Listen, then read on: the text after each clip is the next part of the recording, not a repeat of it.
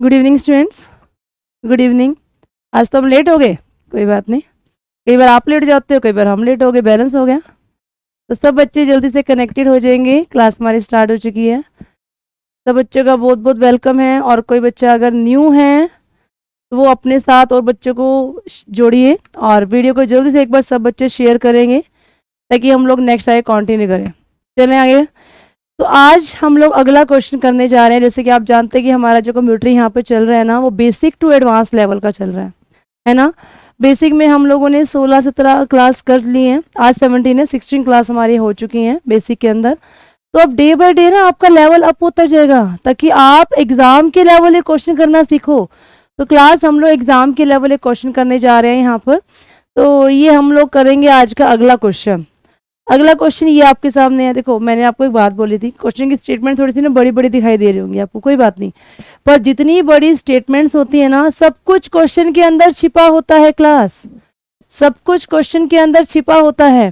तो ये है आपका आज का क्वेश्चन। क्वेश्चन को आराम से पढ़ना, फिर मैं आपको एक्सप्लेन करूंगी ये चीजें क्या होती हैं। देखो, कौन सा क्लाउड, क्लाउड वर्ड सुना है आप लोगों ने? क्लाउड वर्ड सुना है आप लोगों ने? क्या होता है? कौन सा क्लाउड क्लाउड कंप्यूटिंग वातावरण है जो ऑन प्रीमाइसिस निजी क्लाउड और third party public cloud service को ऑक्सट्रेट के साथ दो प्लेटफॉर्म के मिक्स का उपयोग करता है। मतलब जो दो चीजों की, दो क्लाउड को मिक्स करने पर जो बनता है ना, उस क्लाउड कंप्यूटिंग को क्या कहते हैं। अब पहली बात तो आपको ये पता होना चाहिए कि क्लाउड कंप्यूटिंग क्या होती है। सुना होगा ये वर्ड, तो बहुत ही सिंपल सा वर्ड है, क्लाउड कंप्यूटिंग। सुना है सभी ने? क्या होता है मैं बता रही हूं, देखो। What is cloud computing? Clouds क्या होते हैं?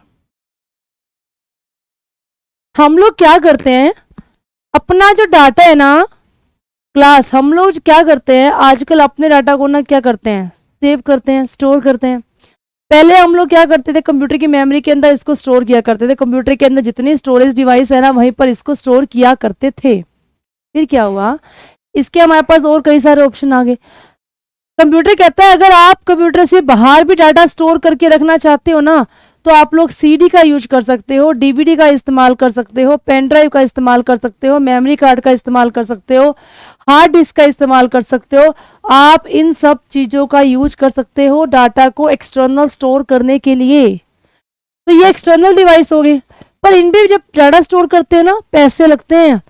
पेन ड्राइव को खरीदो, पैसे लगेंगे, डीवीडी को खरीदो, पैसे लगेंगे, सीट, मतलब ये सारे के सारे ना पेड वाले सोर्सेज है कि अगर इनमें डाटा स्टोर किया जाता है तो हमारे पैसे लगते हैं। और आजकल जमाना क्या है, हर चीज फ्री में यूज करना, फ्री में पढ़ना, फ्री में डाटा स्टोर करना, फ्री में क्लास लगाना, फ्री में यूट्यूब पे क्लास आ रही थी जी, हम देख लेते हैं, है ना।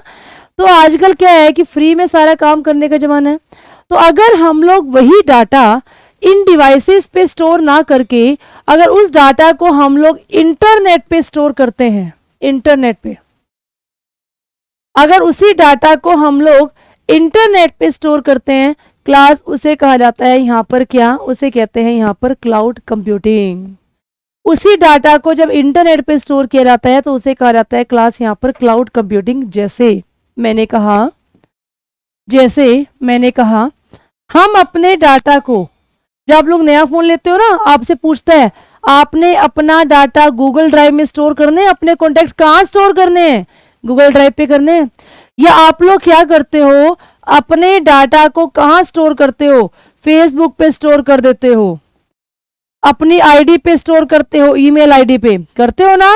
तो हम लोग क्या करते हैं आजकल, अपने डाटा को इंटरनेट पे स्टोर करते हैं। तो जब डाटा को इंटरनेट पे स्टोर किया जाता है फ्री ऑफ कॉस्ट क्लास, उसे कहा जाता है क्लाउड कंप्यूटिंग। अब ये वर्ड समझ में आ गया सभी को, क्लाउड्स क्या होते हैं, इंटरनेट पे डाटा फ्री में स्टोर करना। अब ये क्लाउड ना 3 प्रकार के होते हैं क्लास। 3 प्रकार के क्लाउड कौन कौन से होते हैं? पहला होता है पब्लिक कंप्यूटिंग, दूसरा होता है प्राइवेट कंप्यूटिंग। अच्छा क्वेश्चन है ये। और तीसरा होता है क्लास हमारे पास यहां पर हाइब्रिड कंप्यूटिंग। पब्लिक, प्राइवेट और तीसरा है क्लास हमारे पास यहां पर हाइब्रिड कंप्यूटिंग। तो पब्लिक कंप्यूटिंग क्या है क्लास? अगर हम अपने डाटा को स्टोर कर रहे हैं, भी मैंने कहा कि मैंने इंटरनेट पे स्टोर किया और मेरे डाटा को कोई पब्लिक भी देख पा रही है, कोई पब्लिक भी एक्सेस कर पा रही है, तो उसे कहा जाएगा पब्लिक कंप्यूटिंग। जैसे मैंने कहा मैंने फेसबुक पे मेरा कंटेंट डाटा डाला, अगर मैंने मेरी प्रोफाइल को लॉक नहीं किया तो मेरा जो डाटा है वो कोई भी देख सकता है, शेयर कर सकता है, तो इसका मतलब वो क्या हो गया, यहाँ पर पब्लिक कंप्यूटिंग हो गया। और अगर मेरे स्टोर किए गए डाटा को सब पब्लिक के लिए कॉमन नहीं बनाया, वो मेरा डाटा है तो मेरे लिए होना चाहिए, तो मेरे लिए प्राइवेट है, तो अगर मेरे डाटा को यहाँ पर प्राइवेट सेव किया जाता है, मतलब मैंने कहा कि मैंने इंटरनेट पे सेव किया तो मेरा है, उसे कोई और ना देख सके। जैसे मैंने कहा कि मेरे जो कॉन्टैक्ट्स है ना गूगल ड्राइव पे, वो मेरे कॉन्टैक्ट है तो केवल मैं ही उसको देख पाऊं, तो वो क्या हो जाएंगे, प्राइवेट कंप्यूटिंग। अब हाइब्रिड क्या होता है क्लास, हाइब्रिड क्या होता है, हाइब्रिड होता है इज द कॉम्बिनेशन, जब दो या दो से ज्यादा चीजों को मिला दिया जाता है तो बन जाता है यहाँ पर क्या, हाइब्रिड। जब दो या दो से ज्यादा चीजों को मिला दिया जाता है तो बन जाता है हाइब्रिड। जैसे एक होती है हाइब्रिड टोपोलॉजी, एक होते हैं हाइब्रिड कंप्यूटर, एक होते हैं हाइब्रिड टोपोलॉजी, एक होते हैं यहां पर हाइब्रिड कंप्यूटिंग। सबके आगे यहां पर हाइब्रिड लगा दिया, तो हाइब्रिड का मतलब है दो या दो से ज्यादा चीजों को जोड़ना। मैंने कहा मैंने दो टोपोलॉजी जोड़ दी, रिंग प्लस में स्टार, इनको जोड़ने पर एक नई टोपोलॉजी बन गई तो हाइब्रिड होगी। हाइब्रिड कंप्यूटर क्या होंगे, मैंने दो कंप्यूटरों के फीचर जोड़ दिए, एनालॉग प्लस डिजिटल, तो ये क्या हो जाएंगे, हाइब्रिड कंप्यूटर। हाइब्रिड कंप्यूटिंग क्या हो जाएगी, अगर मेरे पास मैंने पब्लिक और प्राइवेट कंप्यूटिंग दोनों को जोड़ दिया, पब्लिक और प्राइवेट दोनों को जब जोड़ दिया तो क्या बन जाएगी, हाइब्रिड कंप्यूटिंग, जिसके बारे में आपसे यहां पर पूछा गया था क्लास। इसने क्या बोला आपको, अगर दो प्लेटफॉर्म का मिक्स जो उपयोग करती है ना कंप्यूटिंग, उस कंप्यूटिंग को क्या कहा जाता है, जब दो कंप्यूटिंग इकट्ठी एक साथ मिल जाती हैं तो उसे क्या कहा जाता है क्लास। तो आपका जो यहां पर आंसर आएगा वो आंसर आएगा यहां पर hybrid cloud. So your answer is hybrid, C is the right answer. C यहां पर इस क्वेश्चन का यहां पर राइट आंसर आएगा। आई बात समझ में। तो हाइब्रिड क्लाउड क्या होते हैं, जब दो या दो से मिक्स ऑफ बोथ, जब दो या दो से ज्यादा चीजों को मिला दिया जाता है तो क्या बन जाता है, वहां पर हाइब्रिड कंप्यूटिंग बनता है। देखो आसान आसान चीजें करनी तो बहुत ही आसान होती हैं, है ना। सिंपल सिंपल रैम के बारे में बात करना, मेमोरी के बारे में बात करना, वोलेटाइल के बारे में बात करना, नॉन वोलेटाइल के बारे में बात करना, मतलब बच्चे क्या करते हैं कि दो आसान आसान क्वेश्चन कर लिए ना, 2-3 नंबर तो ले रही जी हमारा हो गया कंप्यूटर, ऐसा नहीं होता। एग्जाम में जो 4 से 5 क्वेश्चन एडवांस लेवल के आएंगे वो कहाँ से करोगे, उनको करने के लिए पढ़ना पड़ेगा ना। और जहाँ मेहनत करनी पड़ती है ना, पढ़ना पड़ता है, उससे हम लोग दूर भागते हैं। तो दूर नहीं भागना, हमें सीखना है, सीखना है, क्योंकि एग्जामिनर किसी भी लेवल पे कहीं पर भी आपसे कुछ भी पूछ सकता है क्लास, है ना। चलिए आगे चलते हैं, अगले क्वेश्चन पर आते हैं। ये अगला क्वेश्चन आपके सामने, इस क्वेश्चन का जवाब आप लोग दे सकते हो, बहुत सिंपल सा क्वेश्चन है क्लास। यदि आप अपने नेटवर्क की सुरक्षा को बनाए रखना चाहते हैं, बनाए रखने के लिए क्या किया गया, क्रेडो के आधार पर नेटवर्क पर किसी व्यक्ति को अनुमति दे रहे हैं कि इस कार्य की प्रक्रिया को क्या कहते हैं। मतलब मान लो मैंने कहा, मैंने ना मेरे कंप्यूटर के अंदर मान लो मैंने ना मेरी ईमेल आईडी क्रिएट की है, जब मैं ईमेल अकाउंट ओपन करती हूँ ना तो मुझे यहाँ पर यूजर नेम देना पड़ता है, मेरे से एक पासवर्ड मांगा जाता है, तो मैं यहाँ पर पासवर्ड भी देती हूँ। तो पासवर्ड वही वाला दोगे, पासवर्ड वही वाला दोगे जो पासवर्ड पहले आपने वहां पर दे रखा है जब अपने आईडी को आपने क्रिएट किया था। तो उस समय पर जो नेटवर्किंग होती है वो क्या करती है, मैच करती है, क्या पिछला पासवर्ड अब वाले पासवर्ड से मैच हो रहा है कि नहीं हो रहा। क्लास क्या पिछला पासवर्ड है वो अब वाले पासवर्ड से मैच हो रहा है कि नहीं हो रहा। तो अगर पिछला पासवर्ड अब वाले पासवर्ड से मैच हो रहा है तो उस समय पर एक प्रोसेस चलती है, मैचिंग प्रोसेस। क्या चलती है उस समय पर, एक मैचिंग प्रोसेस चलती है। उस मैचिंग प्रोसेस को क्या कहा जाता है क्लास, इस मैचिंग प्रोसेस को कहा जाता है यहाँ पर ऑथेंटिकेशन।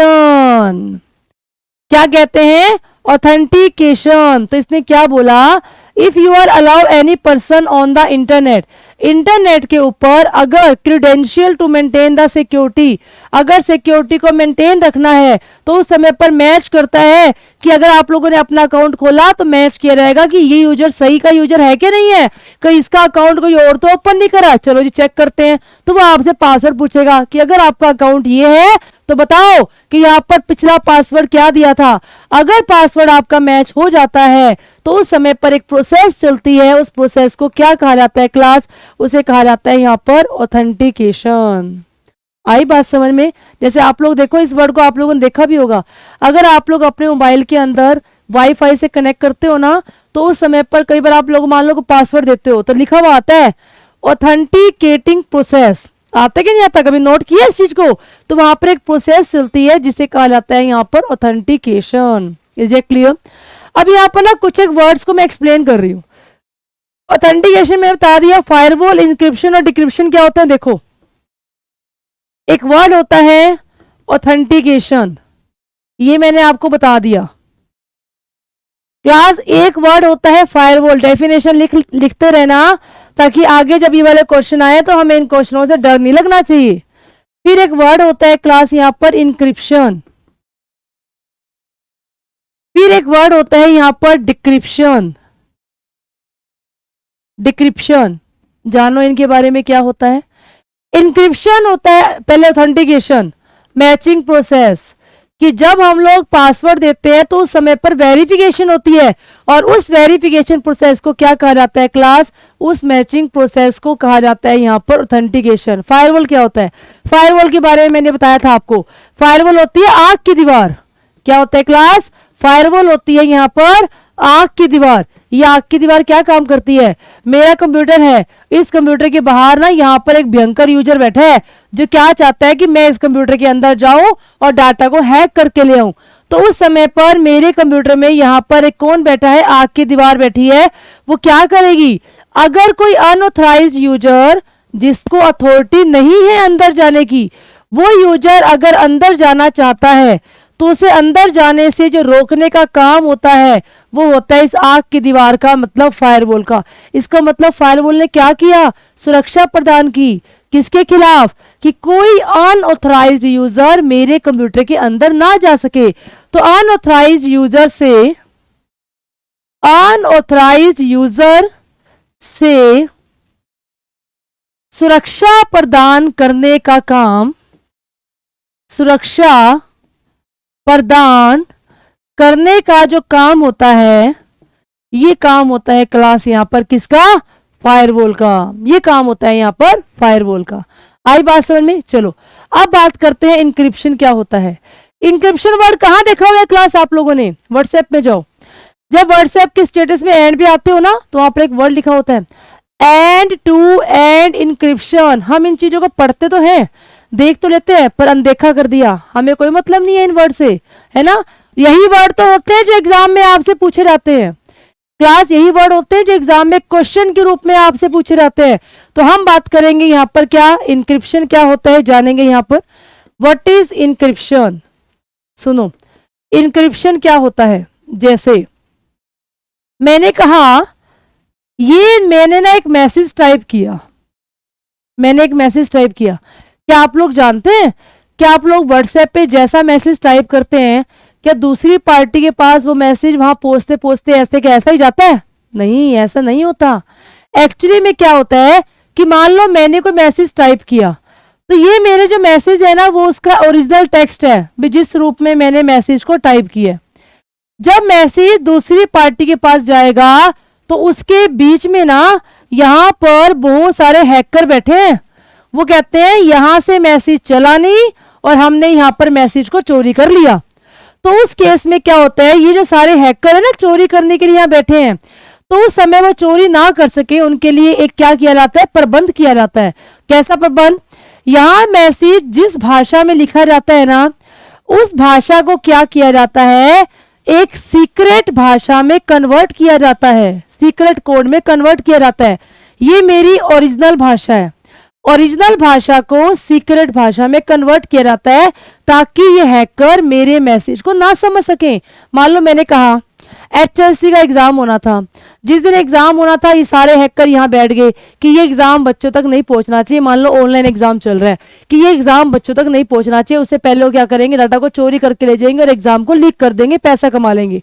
तो उस केस में क्या किया जाता है, अब ये हैकर ना पेपर को चोरी ना कर सके, तो उस केस में क्या किया जाता है, जो पेपर का ओरिजिनल टेक्स्ट होता है, जो उसके ओरिजिनल वैल्यू होती है ना, उसको एक सीक्रेट भाषा में बदला जाता है, सीक्रेट कोड में कन्वर्ट किया जाता है। और जब ओरिजिनल कोड को सीक्रेट कोड में कन्वर्ट किया जाता है क्लास, इसे कहा जाता है यहां पर इनक्रिप्शन।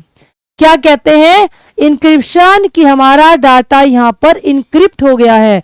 किसका मतलब, सिक्योरिटी में उसको बदलना, ओरिजिनल भाषा को जब सीक्रेट भाषा में बदला जाता है तो इसे कहा जाता है यहां पर इनक्रिप्शन, कि हमारे पास यहां पर डाटा को इनक्रिप्ट कर दिया गया है।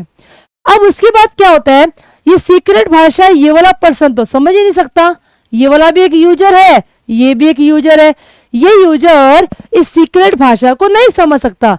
तो उस समय पर क्या किया जाएगा, इस सीक्रेट भाषा को वापिस जो यूजर जिस भाषा में समझ सकता है उस भाषा में इसको यहां पर कन्वर्ट किया जाता है। तो सीक्रेट भाषा को वापिस उस भाषा में बदल दिया जिस भाषा में ये यूजर समझ सकता है। तो वापिस पहले ओरिजिनल वैल्यू को सीक्रेट में बदल दिया, सीक्रेट को ओरिजिनल में बदल दिया जाता है। तो यहां पर हम कहते हैं मैसेज हमारा क्या हो गया, डिक्रिप्ट हो गया। तो यहां पर डिक्रिप्शन हो गई, इनक्रिप्शन, डिक्रिप्शन। तो इनक्रिप्शन क्या होता है, जब ओरिजिनल मैसेज को सीक्रेट भाषा में बदल दिया, मेरा कोई ओरिजिनल कोड था, मैंने उसको सीक्रेट भाषा में बदल दिया, तो वो इनक्रिप्शन हो गया। और सीक्रेट भाषा को ये पर्सन नहीं समझ सकता, तो उस सीक्रेट भाषा को ओरिजिनल भाषा में दोबारा बदल दिया जाता है। तो यहाँ पर क्या कहा जाता है क्लास, यहाँ कहते हैं कि मैसेज को डिक्रिप्ट कर दिया गया है, यहाँ पर डिक्रिप्शन हो गई है। और इंक्रिप्शन होगी और डिक्रिप्शन होगी, यही दो वर्ड थे जो यहाँ पर आपको ऑप्शन में दिए गए थे। तो ऑप्शंस को देख करके ना घबराने की जरूरत नहीं होती, अगर आपको उनके बारे में पता है तो आप बहुत आसानी से अपना उत्तर छांट सकते हो क्लास। क्या ये चारों ऑप्शन सभी को समझ में आ गए? ऑथेंटिकेशन क्या होता है, फायरवॉल क्या होता है, डिक्रिप्शन क्या होता है क्लास, और इंक्रिप्शन क्या होता है? क्या ये सारी बातें यहां तक सभी को समझ में आ गई? यस और नो? क्लास को एक बार जल्दी शेयर कर देंगे क्लास, कि यहां तक की सारी बातें सभी को समझ में आई। चलिए चलते हैं हम लोग आगे अगले क्वेश्चन के ऊपर। अगले क्वेश्चन के ऊपर चिंता ना करो, लो लेवल क्वेश्चन भी लेकर के आएंगे। अब कई दिन आप लोगों ने लो लेवल क्वेश्चन किए थे ना, अब इसीलिए मैं थोड़े बहुत हाई लेवल क्वेश्चन लेकर के आई हूँ, ताकि थोड़ा सा हाई लेवल भी आपको पता लगना चाहिए। फिर हाई करते करते हम लोग लो और हाई दोनों लेकर के आएंगे, ताकि आप फटाफट क्वेश्चनों के जवाब दे सको, है ना। अगले क्वेश्चन पर आते हैं। अगला क्वेश्चन आपके सामने है ये। इस क्वेश्चन का जवाब सब बच्चे दे सकते हैं। ये लो लेवल क्वेश्चन आ गया, ये हमारे पास लो लेवल क्वेश्चन आ गया। इस क्वेश्चन का जवाब सब बच्चे दे सकते हैं। इस क्वेश्चन का जवाब सब बच्चे दे सकते हैं। इस क्वेश्चन का जवाब सब बच्चे दे सकते हैं। 0 और 1 के संयोजन का उपयोग निम्नलिखित में से किस कंप्यूटर की भाषा में किया जाता है? मतलब कंप्यूटर की किस लैंग्वेज के अंदर 0 और 1 का प्रयोग किया जाता है क्लास? क्या वो हाई लेवल लैंग्वेज होती है? क्या वो हाई लेवल लैंग्वेज होती है? क्या वो पास्कल लैंग्वेज है, या वो मशीन लैंग्वेज है, या सी लैंग्वेज है, या कोबोल लैंग्वेज है? इनमें से किस लैंग्वेज के अंदर 0 और 1 का प्रयोग किया जाता है? आपको ये यहां पर बताना है। हरी अप क्लास, 0 और 1 का प्रयोग किस लैंग्वेज में होता है? फटाफट जवाब देंगे। देखते हैं कितने बच्चों का ये ऑप्शन सही है। जल्दी बताओ किसको लॉक किया जाए। तमन्ना ने कहा सी, तमन्ना ने कहा सी, सीईटी ने कहा सी। हाँ जी, और बच्चे भी जवाब दो भाई, क्लास में बहुत सारे बच्चे हैं, बताओ भाई। इस क्वेश्चन का सही जवाब यशवीर ने कहा डी। मतलब कौन सी लैंग्वेज के अंदर 0 और 1 का प्रयोग किया जाता है?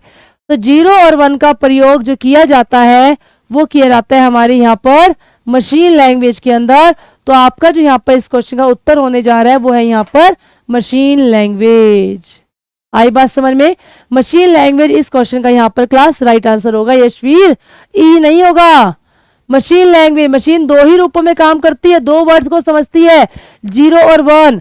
और मशीन में जो लैंग्वेज यूज की जाती है वो 0 और 1 होती है, उसे तो बोलते हैं मशीनी लैंग्वेज। कितनी बार ये क्वेश्चन कर चुके हैं, फिर भी गलत जवाब दे रहे हो। है ना। गलत जवाब देने वालों को तो पनिशमेंट मिलनी चाहिए, गलत जवाब देने वालों को पनिशमेंट मिलनी चाहिए। अब ये क्वेश्चन फिर बड़ा सा आ गया, पर मैं बड़ा सा नहीं पढ़ रही, मैं इसको साधारण भाषा में मेरी वर्डिंग में बता रही हूँ, आप लोग इसको पढ़ लीजिएगा। सुनो, जब शुरू शुरू में इंटरनेट आया था ना, तो उस समय पर कंपनियों ने क्या किया था,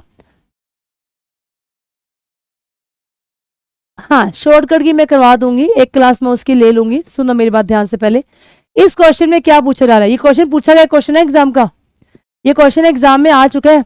ये क्वेश्चन क्या कहता है, जब शुरू शुरू में इंटरनेट इस दुनिया में आया था ना, तो कंपनियों ने क्या किया था, इंटरनेट को यूज करने के लिए ना यूजर से हर चीज के पैसे लेने शुरू कर दिए।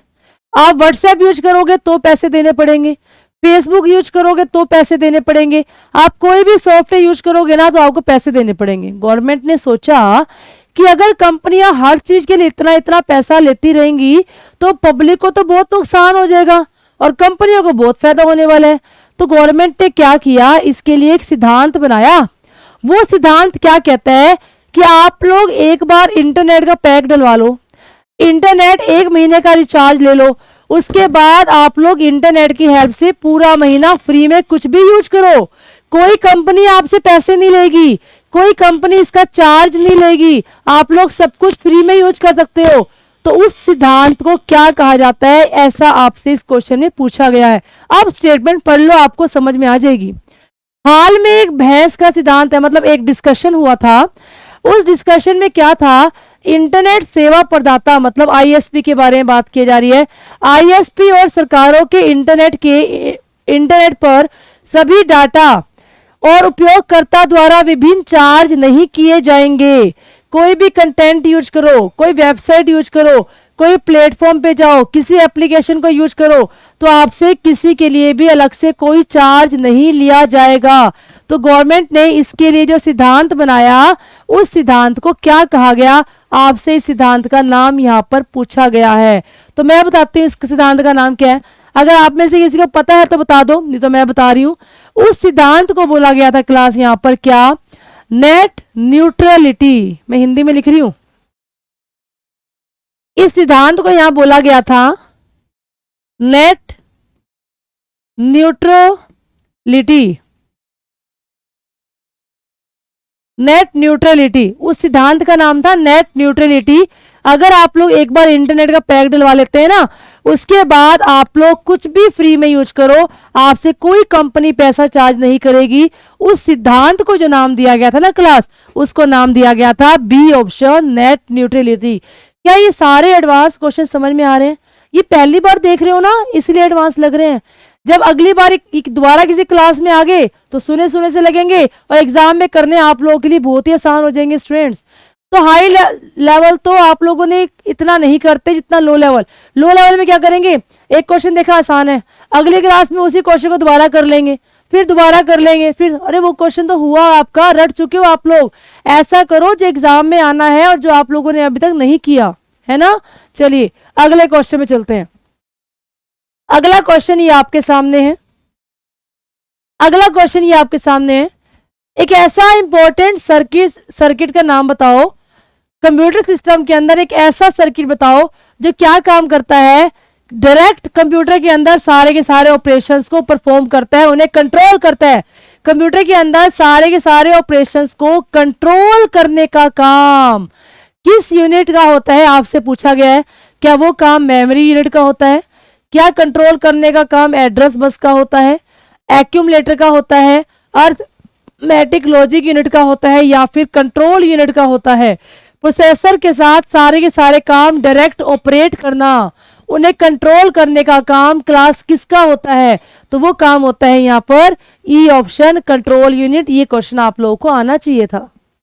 कंट्रोल यूनिट का काम क्या होता है, सारे के सारे काम को कंट्रोल करना। आई बात समझ में? तो इस क्वेश्चन का जो राइट आंसर है वो आएगा यहाँ पर 15वें का ई, कंट्रोल यूनिट। चलते हैं अगले क्वेश्चन की तरफ।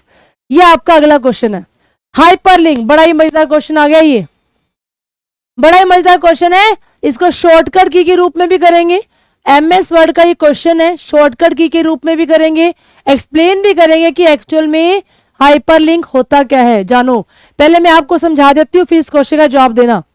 सुनो, हाइपरलिंक क्या होता है। कहाँ होती है कमांड? ये एक्चुअल में ये जो कमांड होती है ना, ये एमएस वर्ड के अंदर होती है। ये जो कमांड होती है क्लास, ये यहाँ पर एमएस वर्ड के अंदर होती है। एमएस वर्ड के अंदर एक कमांड का नाम होता है हाइपरलिंक। क्या काम होता है क्लास इसका? इसका काम क्या होता है? इसका काम होता है लिंक बनाना। लिंक किस किस के बीच में? दो या दो से ज्यादा, दो या दो से अधिक, दो या दो से अधिक फाइलों के बीच में, फाइलों के बीच में लिंक बनाने का काम, दो या दो से ज्यादा फाइलों के बीच में लिंक बनाने का जो काम होता है, लिंक बनाने का जो काम होता है, ये काम होता है यहां पर किसका? हाइपरलिंक का। मतलब क्या है? आप लोग इंटरनेट यूज करते हो ना यूज इंटरनेट। आप लोग किसी वेबसाइट पे गए, जैसे आप किसी वेबसाइट पे गए, आपको नीले रंग का निशान नजर आता है। उस नीले निशान पे जैसे आप लोग क्लिक करोगे, नीले रंग के निशान के ऊपर जैसे आप क्लिक करोगे, आपके सामने एक पेज ओपन हो जाएगा। उस पेज में गए, फिर आपको जहां पर फिर कहीं और नीले रंग का निशान नजर आ गया, वहां क्लिक कर दिया, फिर एक पेज और ओपन हो गया। इसका मतलब क्या है? एक पेज पे क्लिक कर रहे हो, दूसरे पे पहुंच रहे हो, दूसरे पे क्लिक किया, तीसरे पहुंच रहे हो। तो ये जब सारी फाइलों को आपस में जोड़ा गया है, लिंक बनाया गया है, इस लिंक को बनाने के लिए हाइपरलिंक कमांड का यूज किया जाता है क्लास। अब मैं बताने जा रही हूं इसकी शॉर्टकट की क्या होती है। क्लास को एक बार जल्दी से शेयर कर दो ताकि बच्चे हमारे साथ जुड़े, ताकि उनको पता लगे एग्जाम में हाई लेवल क्वेश्चन भी कैसे आते हैं। क्लास जल्दी क्लास को शेयर करते रहो, लाइक करते रहो। चलिए भाई, मैंने कहा हाइपरलिंक पता लग गया कहां पर होता है जी? एमएस वर्ड के अंदर होता है। इसकी डेफिनेशन क्या होती है? ये इसकी डेफिनेशन होती है। अगला क्वेश्चन हम लोग करने जा रहे हैं इसकी शॉर्टकट की के ऊपर, कि हाइपरलिंक बनाने की शॉर्टकट की क्या होती है, पता है किसी को? वेरी गुड सीटी, बहुत बढ़िया। हाइपरलिंक बनाने की शॉर्टकट की होती है कंट्रोल प्लस में के। क्या होती है? कंट्रोल प्लस में के। अच्छा एक बात बताओ मुझे, जब हाइपरलिंक बन जाता है ना, तो वहां पर टेक्स्ट का कलर ऑटोमेटिक चेंज हो जाता है। जब हाइपरलिंक बन जाता है तो टेक्स्ट का कलर अपने आप बदल जाता है, चेंज हो जाता है। वो टेक्स्ट का कलर चेंज होकर के कौन सा हो जाता है? वहां पर टेक्स्ट का कलर चेंज होकर के ब्लू हो जाता है। तो अगर किसी टेक्स्ट का कलर आपको वेबसाइट पे नीले रंग का निशान नजर आ रहा है, तो हम लोग समझ आते हैं कि ये हमारे कंप्यूटर के अंदर हाइपरलिंक बना हुआ है। ये हाइपरलिंक का निशान है कि मैं अगर यहाँ क्लिक करूंगी ना, एक पेज आपके सामने और ओपन हो जाएगा। ठीक है ना? चलो अच्छा ये बताओ, जहां पर जिस टेक्स्ट का रंग नीले रंग का होता है ना, अब मान लो कोई टेक्स्ट है, जैसे ये टेक्स्ट है, ये मैंने नीले रंग का लिख दिया, क्या ये ब्लू कलर का लिखा हुआ है तो जरूरी है इसका हाइपरलिंक बना हुआ है? बिल्कुल भी नहीं। अब मुझे कैसे पता लगेगा इसका हाइपरलिंक है या नहीं है? अब मुझे पता लगेगा अगर मैं यहाँ पर माउस का पॉइंटर, ये माउस का पॉइंटर होता है, जैसे ही मैं यहाँ पर माउस का पॉइंटर इसके ऊपर लेके जाऊंगी, अगर वहां पर हाथ का निशान आ जाता है, ऐसे हैंड सिंबल आ जाता है, हाथ का निशान, अगर तो हैंड सिंबल आ जाता है तो ये निशानी है कि यहाँ पर हाइपरलिंक बना हुआ है, अदरवाइज हाइपरलिंक नहीं बना हुआ। हाँ जी क्लास, बात समझ में आ रही है? कहीं सिर के ऊपर से तो नहीं जा रहा, अंदर जा रहा है? कुछ समझ में आ रहा है हाइपरलिंक क्या होता है? फिर सुनो ध्यान से, हाइपरलिंक क्या होता है क्लास?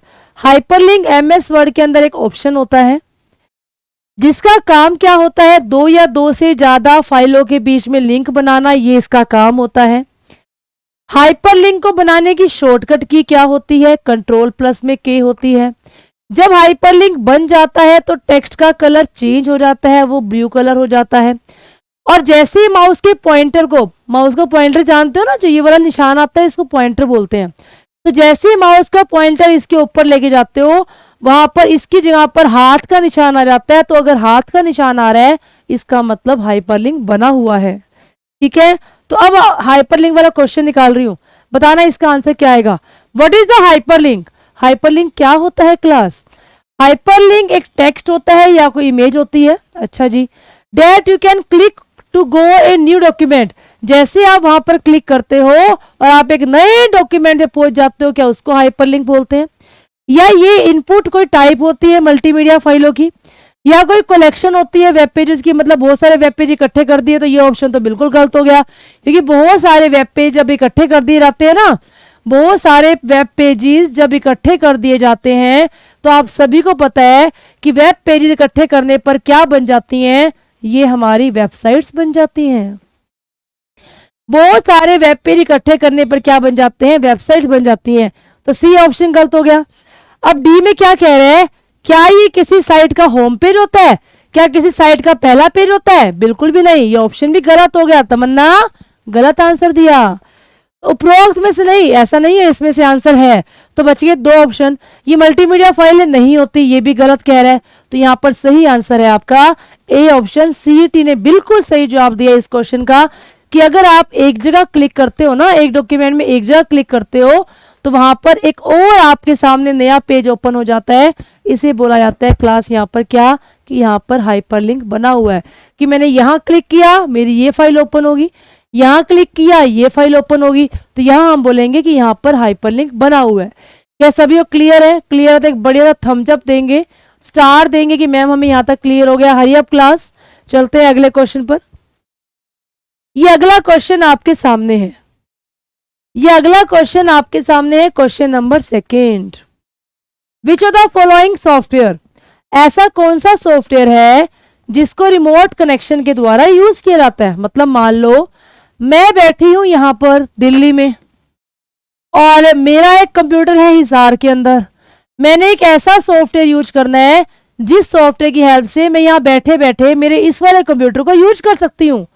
तो अगर एक जगह बैठे बैठे अगर हम लोग दूसरी जगह पे कोई कंप्यूटर पड़ा है और उसको अगर यूज करना चाहें, तो इसको बोलते हैं रिमोट कनेक्शन। क्या बोलते हैं? रिमोट। रिमोट से क्या काम करती हूँ, मेरे पास एसी का रिमोट है, मैंने यहाँ बैठे बैठे दबाया, तो इसका मतलब इतनी दूरी से ही कनेक्शन ले रहा है ना। तो ऐसे ही यहाँ पर रिमोट कनेक्शन के बारे में पूछ रहा है कि अगर मैं एक कंप्यूटर के अंदर कोई ऐसा सॉफ्टवेयर इंस्टॉल करती हूँ कि यहाँ बैठे बैठे मैं अपने किसी दूसरी जगह पे बैठे हुए कंप्यूटर को मैं यूज कर पा रही हूँ सॉफ्टवेयर के जरिए, इसे बोलते हैं रिमोट कनेक्शन। तो कहता है उसके लिए आप कौन सा सॉफ्टवेयर यूज करोगे, उसके लिए कौन सा सॉफ्टवेयर यूज करोगे, पता है किसी को? इनमें से कौन सा है? वैसे तो एक नाम सुना होगा आप लोगों ने, एनीडेस्क, बड़ा फेमस होता है, सुना है ना, पर वो ऑप्शन तो दिया नहीं है क्या इसके अंदर। तो इनमें से बता दो मुझे कौन सा ऑप्शन है, इनमें से कौन सा ऑप्शन है। सीईटी ने बोला इंटेल, शायद शायद वाली बातें तो हमारी गलत हो जाती है ना। तो ये ऑप्शन तो यहां पर गलत है। कोई और बच्चा इस क्वेश्चन का जवाब देना चाहेगा? हरी अप क्लास, क्या कोई और बच्चा इस क्वेश्चन का जवाब देना चाहेगा? यस और नो बताओ।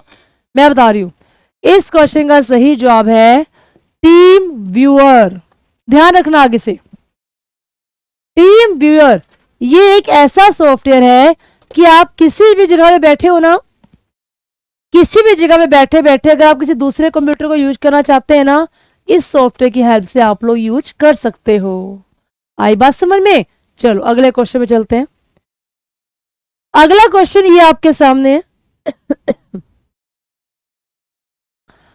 पढ़ो ध्यान से।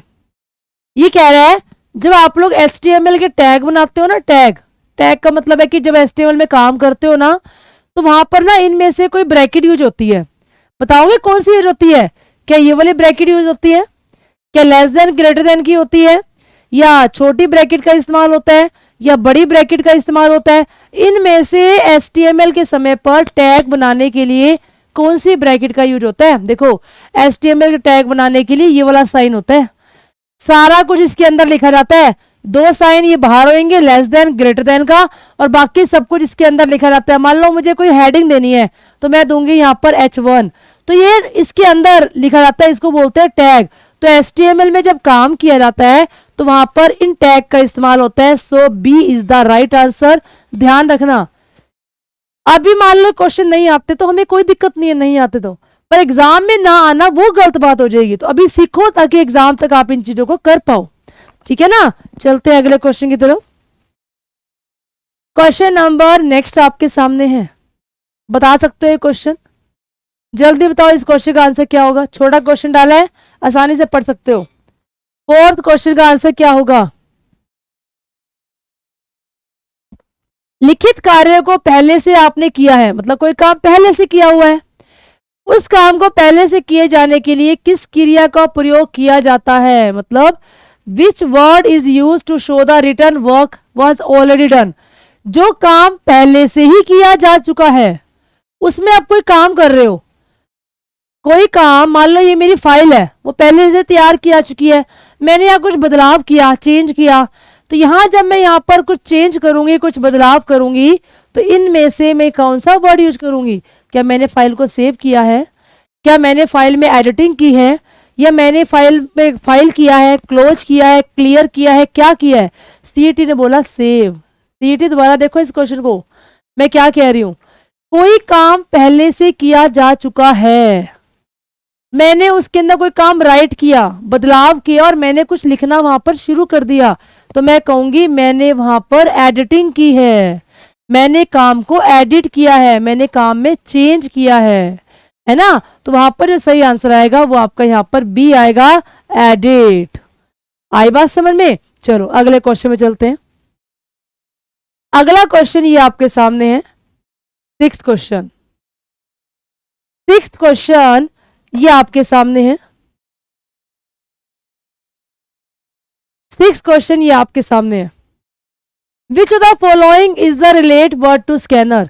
इनमें से स्कैनर से रिलेटेड वर्ड कौन सा है? देखो स्कैनर जो होते हैं ना वो लेजर होते हैं, स्कैनर जो होते हैं वो ट्वेन भी होते हैं। तो मैं बता रही हूँ इस क्वेश्चन का आंसर आपका ई आएगा, ए एंड बी दोनों टाइप के होते हैं स्कैनर, ठीक है ना? लेजर होते हैं, लेजर टेक्नोलॉजी, फोटोस्टेट की मशीन होती है, ऊपर स्कैन करते हैं तो कहते हैं ना ये लेजर टेक्नोलॉजी है ना?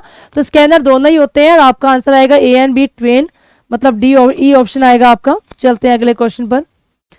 चलिए सातवां क्वेश्चन ये आपके सामने है, सातवां क्वेश्चन ये आपके सामने है, सातवां क्वेश्चन ये आपके सामने है। हाँ सातवां क्वेश्चन ये आपके सामने है, बताओ अ निब्बल रेफर टू, एक निब्बल किसके बराबर होती है क्लास? एक निब्बल किसके बराबर होती है? क्या एक निब्बल 4 बिट्स के बराबर होती है? क्या एक निब्बल 1 किलोबाइट के बराबर होती है? क्या एक निब्बल 1 मेगाबाइट के बराबर होती है? या जो निब्बल होती है वो सबसे छोटी इकाई होती है, सबसे छोटी इकाई मतलब 0 और 1 होती है ना? बताओ इनमें से राइट आंसर क्या होगा क्लास? इनमें से राइट आंसर क्या होगा? 7th क्वेश्चन का आंसर तमन्ना ने दिया, बहुत बढ़िया, तमन्ना ने बिल्कुल सही आंसर दिया। सीईटी ने भी सही आंसर दिया कि यहाँ पर एक निब्बल होती है वो किसके बराबर होती है? एक निब्बल यहाँ पर 4 बिट्स के बराबर होती है।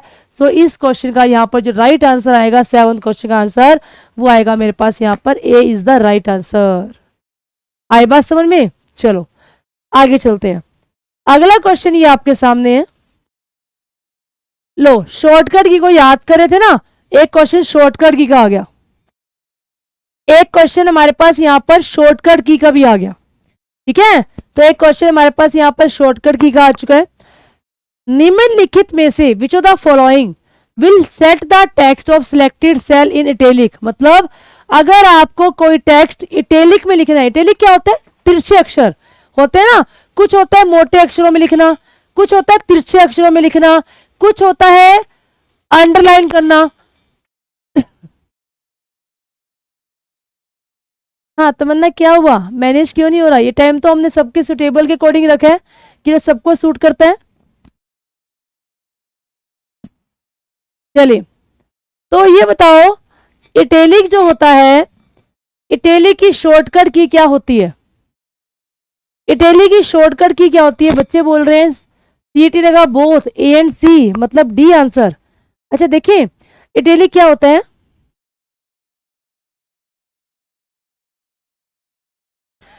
कीबोर्ड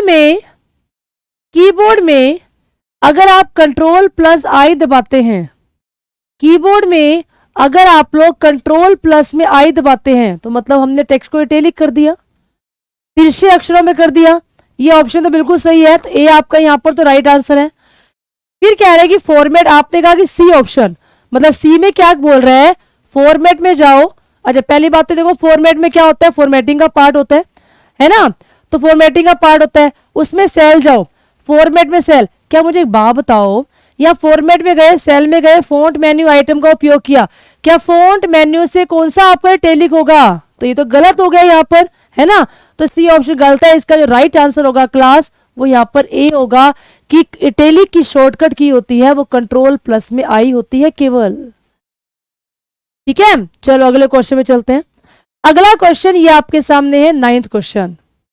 9th क्वेश्चन, 9वां क्वेश्चन क्या कहता है, देखो माइक्रोसॉफ्ट जो ऑफिस होता है ना वो किस प्रकार का एग्जाम्पल है। ये मैंने करवाया था आप लोगों को कि माइक्रोसॉफ्ट जो ऑफिस होता है, एमएस ऑफिस होता है, वो आपका किस प्रकार का एग्जाम्पल है। एमएस ऑफिस, मैंने आपको 3 प्रकार के सॉफ्टवेयर बताए थे क्लास, मैंने आपको 3 प्रकार के सॉफ्टवेयर बताए थे। एक होता है सिस्टम, एक होता है एप्लीकेशन सॉफ्टवेयर, और एक होता है यहां पर यूटिलिटी सॉफ्टवेयर। बताए थे ना 3 software. Utility software, system software क्या होता है, वो सॉफ्टवेयर जो कंप्यूटर के लिए बनाए जाते हैं वो सिस्टम सॉफ्टवेयर होते हैं। अच्छा, एप्लीकेशन कौन से होते हैं, जो हमारे लिए बनाए जाते हैं। जैसे मान लो मैंने कह दिया MS Word, MS Excel, MS PowerPoint हमारे लिए है, तो जो सॉफ्टवेयर हमारे लिए होते हैं वो हमारे एप्लीकेशन होते हैं। तो इसने यही पूछा आपसे कि माइक्रोसॉफ्ट ऑफिस किस प्रकार का सॉफ्टवेयर है, तो आप लोग बोलोगे डी आंसर, एप्लीकेशन सॉफ्टवेयर है। ये क्वेश्चन पहले भी आ चुका है, ठीक है, ये क्वेश्चन पहले भी आ चुका है। क्लियर, चलिए नेक्स्ट हम चलते हैं आगे। नेक्स्ट और लास्ट क्वेश्चन है ये, question number 10th। Question number 10th आपके सामने, which word is not related to font. इनमें से कौन सा वर्ड है जो फॉन्ट से रिलेटेड नहीं होता, मतलब फॉन्ट के अंदर ये ऑप्शन नहीं होता।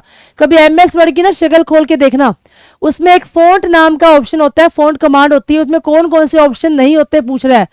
फॉन्ट पे फेस होता है, बिल्कुल होता है जी। फॉन्ट के साइज भी होते हैं, फॉन्ट में कलर चेंज करना चाहो तो भी कर सकते हो, पर फॉन्ट में ग्रामर नहीं होती, ग्रामर नहीं होती, फॉन्ट में ग्रामर नहीं होती। Grammar spelling and grammar review के अंदर होता है, ठीक है।